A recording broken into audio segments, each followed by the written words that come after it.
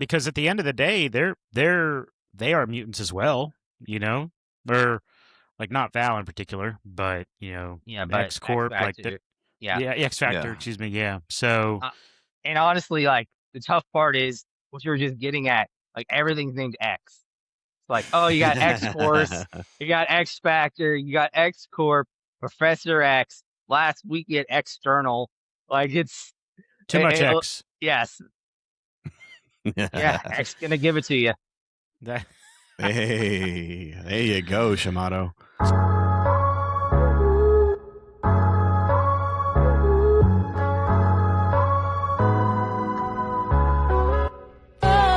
Hear ye, and welcome to the Royal Geek Podcast. I am your host, Tyler Rollison, also known as T-Roll.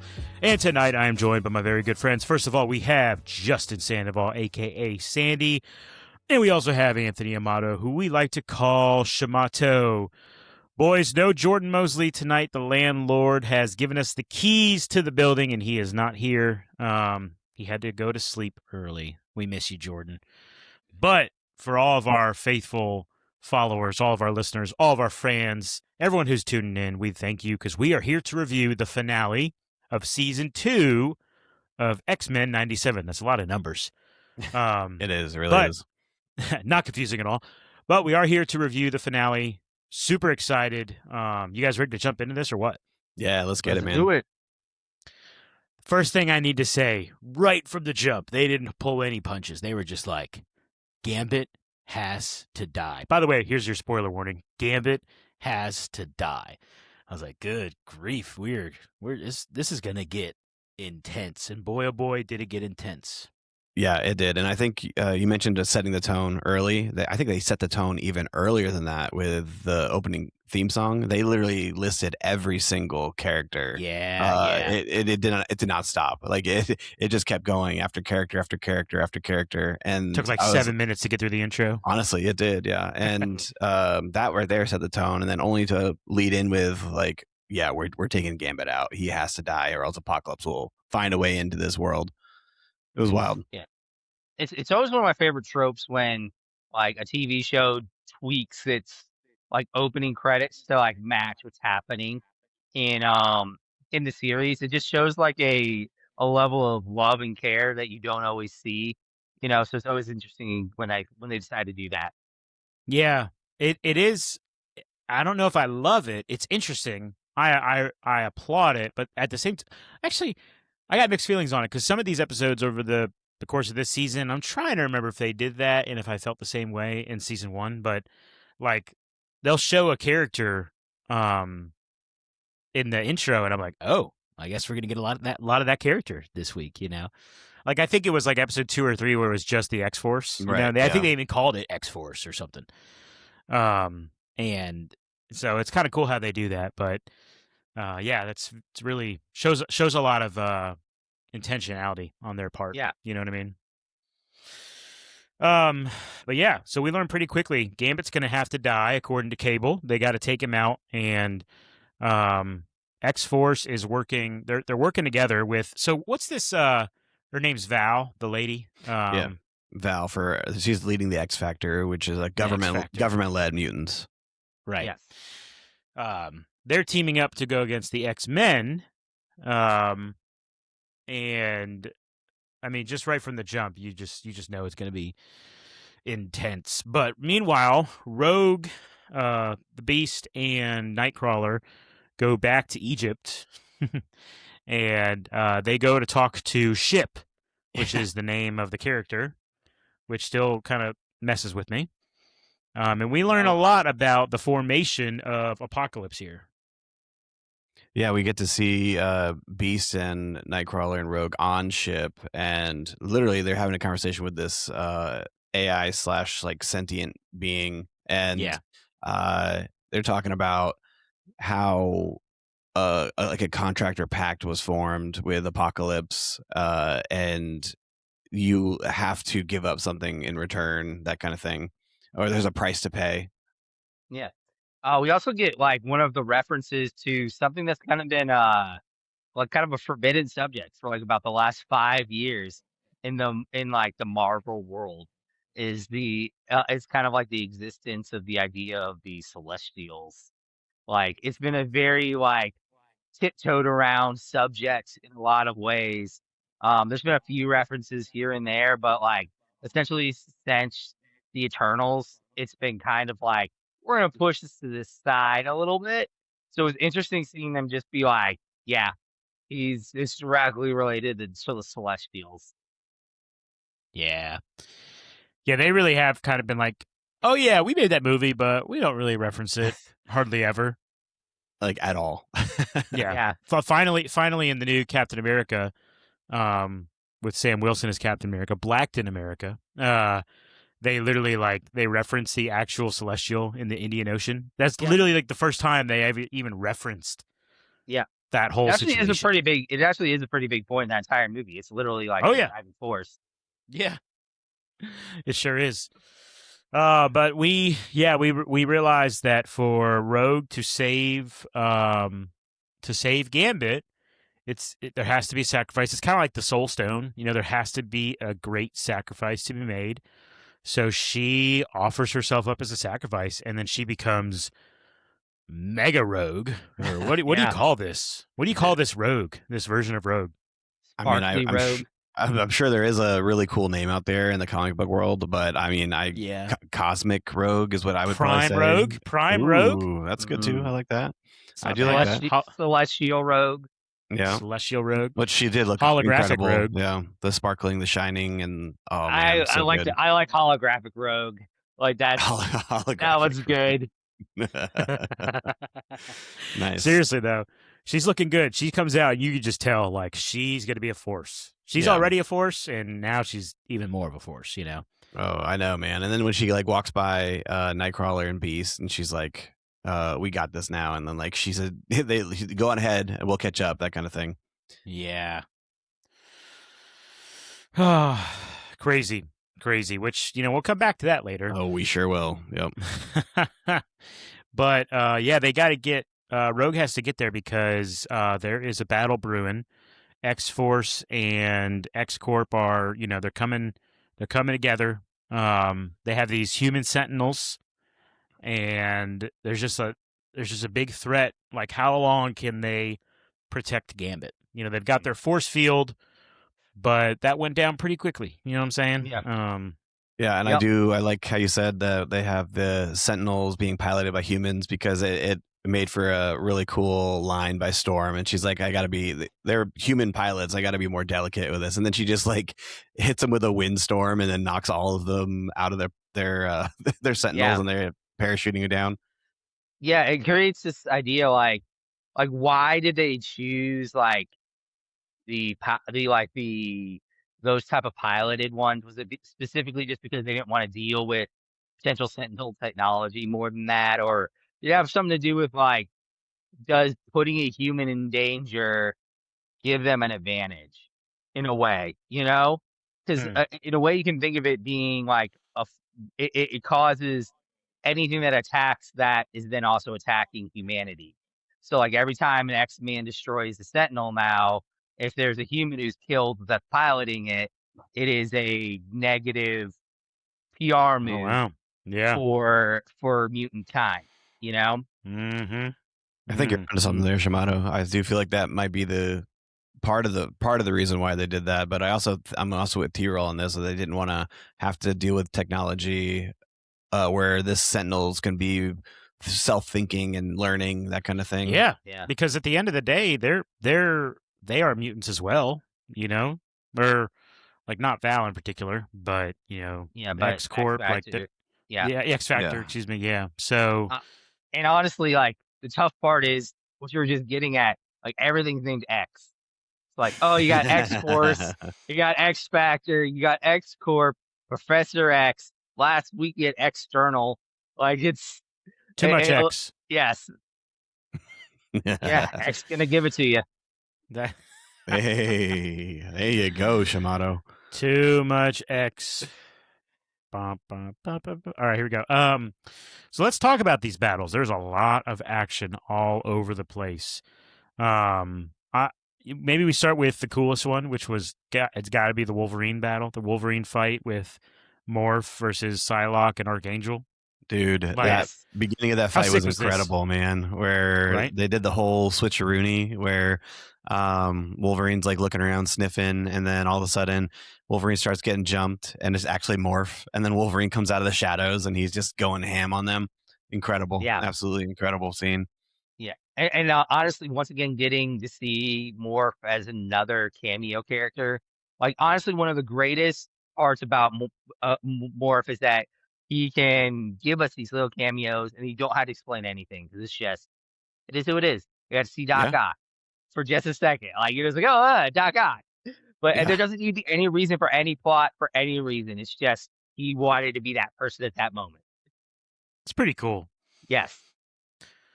Yeah, we've talked about Morph a lot, especially last season. But it's just a cheat code, really. Yeah. Like Morph should never be beaten, really, but he kind of is beaten a lot. Yeah. That's cool. As cool as he is, it seems like someone always figures him out. I don't know if you guys have ever noticed that. Yeah. But this was cool seeing two Wolverines, and when the real Wolverine pops out, you can hear the difference in his grunt. Is it? You know what I mean? I don't know if you guys picked up on that, but when the real Wolverine popped out, it was like a real. You could like this is the angry Wolverine. Yeah. Oh, he was feral for sure. Like he is. Yeah. He went in. He went hard. I loved it. And also Jubilee and Havoc in their dogfight. Which I didn't expect to see Jubilee in a dogfight because normally she's more of a like close combat, ground, sparkles, that kind of thing, right? But her and Havoc, it was more of like less of like we're enemies right now, but more of like I'm fighting you, but because I have to, but I'm also going to teach you something too. Which they were sparring. Cool. Yes, yeah. It was it felt very much like Master and Apprentice type of thing. Like that's really what it felt like the entire time. Like you mean at the end, like Havoc is like, you're like, yeah, like he was proud almost. Like good move, good move. Yeah, well done, Jubilee. Yeah, which I thought when Jubilee like hit the button and like popped out, I thought she was abandoning ship because it was about to blow up. But instead, she was just lighting up the sky and then like completely flipped the script and took out his ship and then went right back in and landed. Like that was just so cool. Jubilee has had some really epic moments. Yeah, she's been much cooler in this season. I was gonna say, dare I say, like redemption arc, comeback superhero of the season, of the year, dude. Huh? Yeah, comeback X-Men of the year. You're onto something, man. I don't know, man. Like went from like kind of being annoyed by her season 1 to like she's kind of cool. You know? I mean the helicarrier episode was amazing with her. So she's got it going on. I would love to see if they can replicate that into a live action MCU and get that type of style of Jubilee. That'd be really cool to see live action. Yeah. Also, someone else who's been pretty clutch this year is Polaris. Did I say it right? I'm pretty sure I did. Yeah. Polaris and Bishop, which, by the way, dude, they are zinging, bro. They are. Chemistry. Hardcore. Yep. Yeah. But anyways, they're going off a siren and a bunch of others. There was like a long hallway fight scene, not as tight quarters as Shamato would normally like it, but it was still it was getting close there. Yeah. Yep. Isn't it a strong guy? Is that strong guy. Name? Yeah. Yep, strong that's what guy. I thought. Yep. Wolfbane, I think, is the Wolfbane. Is the girl. Like Yep. Banshee, and then I think there was one more, but I don't know. Who's the one that multiplies? Oh yeah. I'm not sure. What's that dude's name? No, I don't know off the top of my head. I don't know. I think it's like Mr. something, but I don't remember. Mr. Multiply? I don't know. There's a lot of people. And it might be actually. So the extrapolator. too much to keep up with. Too much. Get that X in there. Yeah. But then that fight capped off with Gambit waking up, which dude. the just the 2 seconds of you see that card fly in, my eyes light up. Oh yeah, and you see Polaris like shields herself, which is epic. Oh man, and you hear the dude. Mon Ami and boom, Uh-huh. and then it just amazing, dude. He has so much aura; it is insane. And How is he that cool? I don't know. I remember being obsessed with him in the '90s when that show was on, and it has not changed. He is still that guy. And Yeah. I mean, I'm looking forward to seeing more of him when Channing Tatum is playing him in Doomsday. So that's gonna be amazing. Yeah. Yeah, honestly, like, he is the coolest X-Men, just, like, from, like, a not like he's my favorite in any way, although he's pretty close to being my favorite, but just, like, he's literally the coolest person in the room in any room he walks into. Like, Yeah. there's just no doubt about it that he's just the, like, suavest guy around. Yeah, it's just something about wearing that headgear thing that has your face out and it props your hair up. Like it's just I don't know, man. Not everybody can pull it off, but he makes that thing look so With the good. coat, like the trench Yeah. coat or whatever. Oh, Yeah. so good. What did you call it? Channing what? What did you say earlier? Channing Tatum. Channing Yes. Tatum. That's Yeah. his name. Dude, but by the way, like we saw him in Wolverine and X-Men. Or jeez, oh my God. Deadpool Wolverine, yeah. Deadpool Wolverine. What is wrong with me, guys? There's like anyways. Him in live action as Channing Tatum in live action as Gambit is like surprisingly like it's not as cool as this Gambit because this one's like incredible. Yeah. But it's not a wide gap. You know what I'm saying? Like it's pretty awesome. Yeah, it is. So Yeah, and I think he has extra cool points for how hard and how long Channing Tatum has been fighting for like the character. Like there's just something about like his perseverance that like lends to that character as well. yeah, that's well said. That's so well said. Which, by the way, Amato, you weren't on this. There was a text thread with me, Justin, and our other Anthony buddy, Correo. Shout out. And they were talking about the Doomsday trailer, and you know some critical comments. That's fine. And then I like watched it again for a second time the next day, and I said, actually, guys, screw both of you. We got to see Gambit and Shang-Chi square off in a fight, so this is going to be the greatest movie of all time. Yeah. Honestly, yeah. Hey, that was a cool moment in the trailer for sure. Yep. So Gambit does rise from the dead. He gets involved. He's just kicking, you know what? He's getting after it. But there's one last fight. There's one last battle we have to talk about, and that is the family feud between the Summers family. So Cable and his parents. This was epic too. Real quick, the one thing I want to say, my favorite line when Val is like, "Are you still engaged? Or are you busy? Or are you tied up?" He's like, "Yeah, a little busy right now. Have you met my parents?" Honestly, yeah, he's got like two of the strongest X-Men as his parents, and you want me to be just move on? Like you want me to like run past them like they're nothing? Yeah, it's like please hold. Yeah.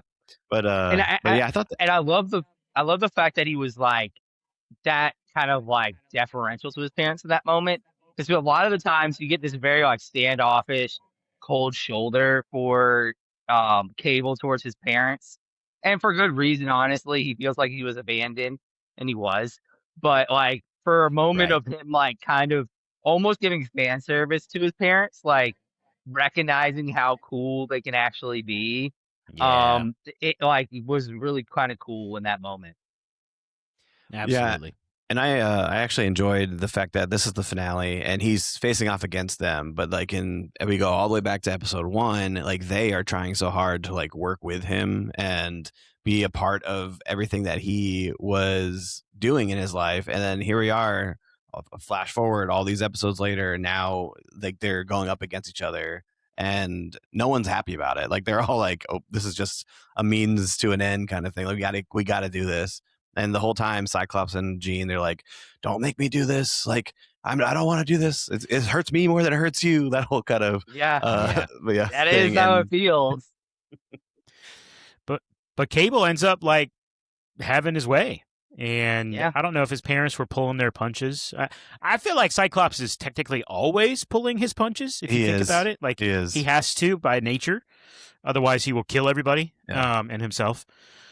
and But tear even a hole through when space and time. true, but even when Cable takes Cyclops's his glasses off and like yeah, the power starts to emerge, but he obviously has to stifle it. And yeah.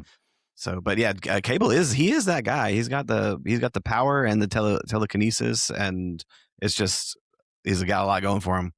Hey, Yeah. I just had a thought. Where is it feels like everybody is in this episode except for Madeline Pryor. Where is she at right now? Did they ever explain that?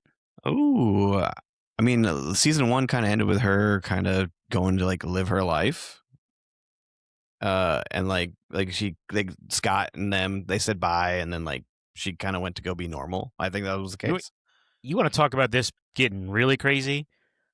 If like she ever shows up, she'd be like, actually, I'm your mom. Yeah. Not her. Oh Yeah. man, how awkward would that be? Yeah. That was Anyways, pretty crazy. Just thought I'd mention that.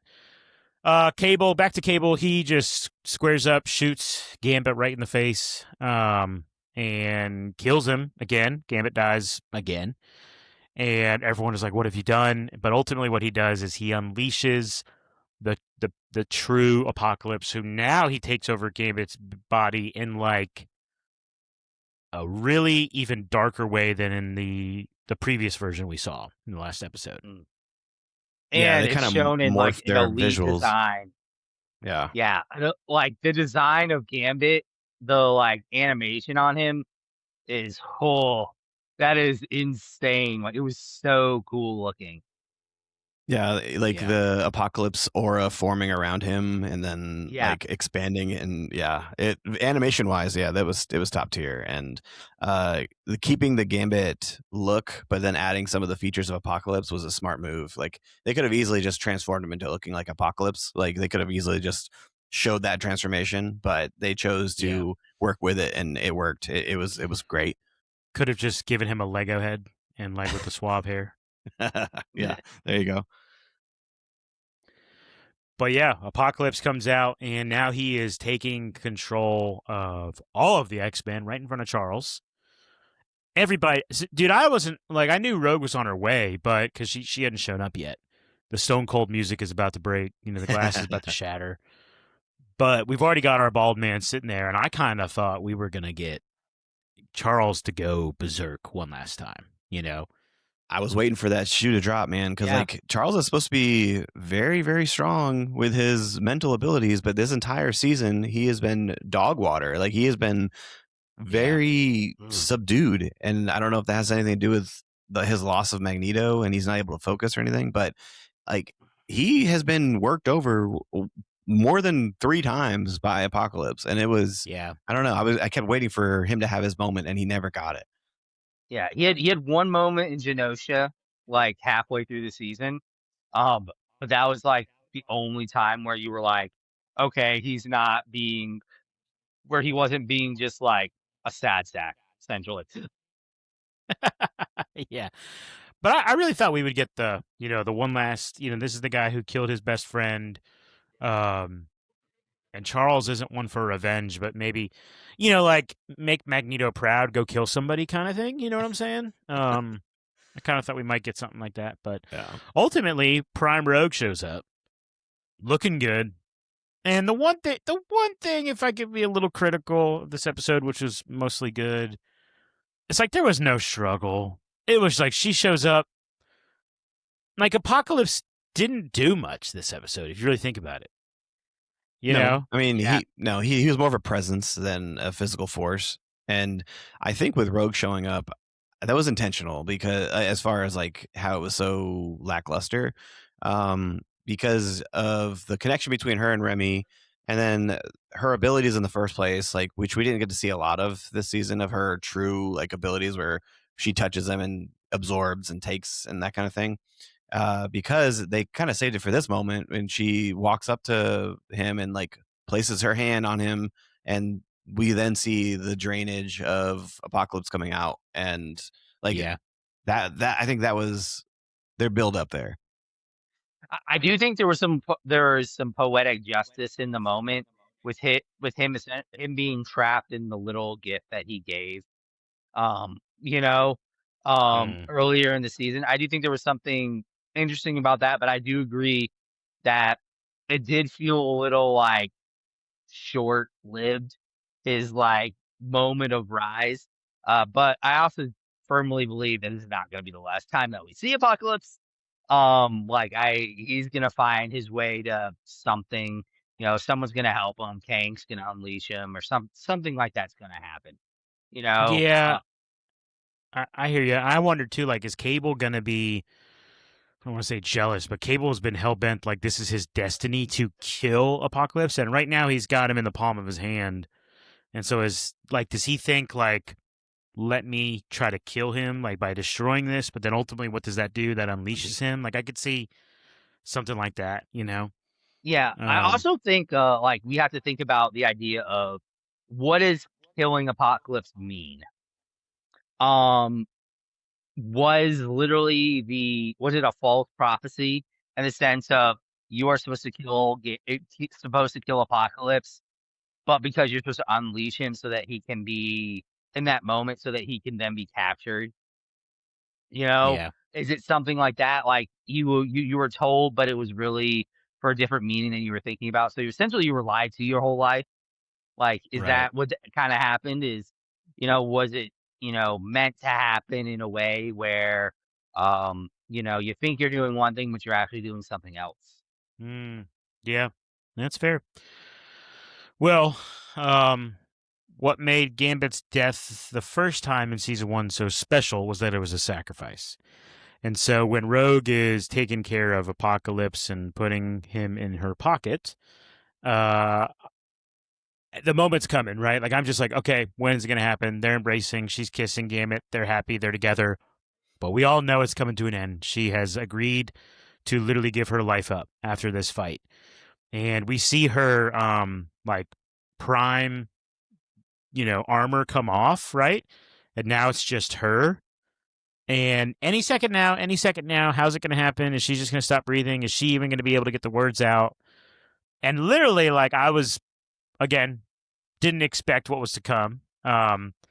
But she starts realizing, like, there was supposed to be, like, had to make a sacrifice. And that's when you see Hank holding the Bible. And Oof. you see him standing on the outside of the ship, and you don't see Nightcrawler. And instantly I was like, dude, I was like, how does this freaking cartoon keep getting me like this? You know? Oh man, I dude. mean, I hadn't really felt this way since Gambit, honestly. In season one, I was like, oh no, Yeah, no, you Mhm. know? dude. I'm with Um, you. It immediately flashed over to moments after she became Prime Rogue and Nightcrawler goes in, and the speech he gives oh, to the celestial being, dude. I am like holding back some tears here, man. Like it was very strong, very moving, and like one of the lines that stood out to me when with Nightcrawler was, they were always supposed to be, and he's not going to stop that. Like he's going to take that sacrifice so they can be together. yeah. And so, dude, you're right. Since the Gambit death in season one, like I was pushed to the brink here with this one. This was a Hmm. tough one. Yeah, and through season 2, they did a great job of like showing all the positives of what Nightcrawler is, like whether it be from him um, defending Great and Creed to Colossus and to Exodus to seeing some really cool like action moves for him to one of the coolest like his POV when he was, you know, just transporting people left and right in the last episode. So you really got like a connection with him as a character. Yeah. That you're like, oh, like you're really building something up, and like it was really cool seeing like the celestial question his reasoning, and he just brings it back to faith. He's No, just faith in the night crawler. Yeah, man. Yeah, you always think of like Charles being the moral compass for the X-Men, you know what I'm saying? And rightfully so. Like he's been that for forever. But in this season, goodness gracious, it's been Nightcrawler the whole time. Not that Charles has been immoral, but just Nightcrawler has just been he's like taking it up a notch, and he's like, oh, it seems to always be on the right side of things, and ultimately lays down his life, right, which is a true sign of love and real sacrifice. Man, so powerful. So now what's crazy is we really do have Gambit. So this episode starts with Gambit must die. He has to die. And now he's alive. And on top of that, so is Rogue. They're together. What a powerful ending. So the only thing left to share, the only thing left to talk about is, of course, if you stuck around, which hopefully everyone did, you have the option to hit the skip credits, right? Which if you want to, you can do that, or you can listen to the awesome kind of post-episode music. But we get a post-credit scene of Creed being winning the election because his opponent pulled out, really, right? That's what it said. That's what it was, yep. Yeah. Which, is there foul play there? I don't know. But anyways, Creed wins the election, and then we see Val looking through some files. She sees some files in Mystique, which is interesting. And then we see another Val walk in the room, and instantly, you know what's going on. So, boys, what did you think of seeing Mystique, which we haven't seen her? Was she in season 1 at all? I can't remember. I don't think she was. Nope, just in conversation. That was it. Wow. But okay. I mean, it was cool seeing her again. When she was looking at the file, I absolutely loved the references to the live action actors that played her. We had on the little file, it said also known aliases, and it said Rebecca R. and Jennifer L. And then no way. That's cool. The original voice actor for Mystique was like Randall G. or something like that. And so I think it's still a woman, pretty sure. But anyway, but yeah, you still had that under there, which was an awesome nod. And then just seeing her transform again, and gosh, dude, this is a direction that I think season 3 is going to go now. It's going to be more of like a political espionage. Mystique is pulling some strings here and gonna move the needle on certain subjects with power. Like she's gonna, I guess, team up as Val with Creed to kind of support his mission, which doesn't make any sense because that's his mom, but he's kind of mad at her, but she doesn't, like, I don't know, but I think she it's wants gonna the world get to really burn, wacky, that kind of thing. Yeah, it kind of already, like, it very much kind of like let the idea that there's a possibility she already did interfere. Like, why did he pull out of the election? What is there? That's like, come on, Amato. That's what I'm talking about. Like, very with her being right there and everything like that. It very much looks like she did something to make him pull out of the election. Yes. And in the like you're saying with the live action version, there's specifically a scene where she transforms into that very character in X-Men 1, to do some things as him.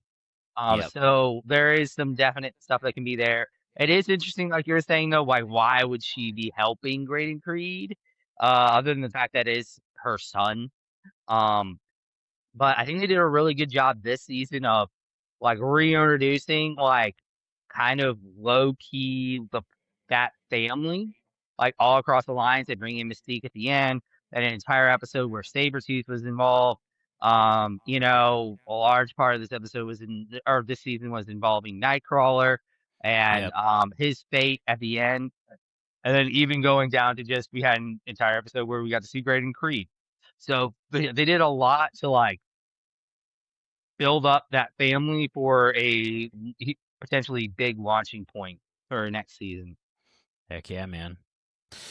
Which next season, we don't know when it'll be, but you can bet that we will be covering it here on the Royal Geek Podcast. Boys, any last words before we sign off? It was a solid season. I really enjoyed it. Yeah. Dynamite drop in money. Love it. That's great. Yeah, what a season, what a show. And what a fan base. What a fan base we have. Everyone tuning in to listen to us talk about, honestly, one of the best things Marvel has done, X-Men 97. Makes me really do want to go watch the original, which you guys have all said I should. So who knows? Maybe I will. With all that in mind, I want to say thank you so much for tuning in to the Royal Geek Podcast from my good friends Sandy and Shamato. This is T-Roll saying thank you so much, and we will see you next time, you peasants.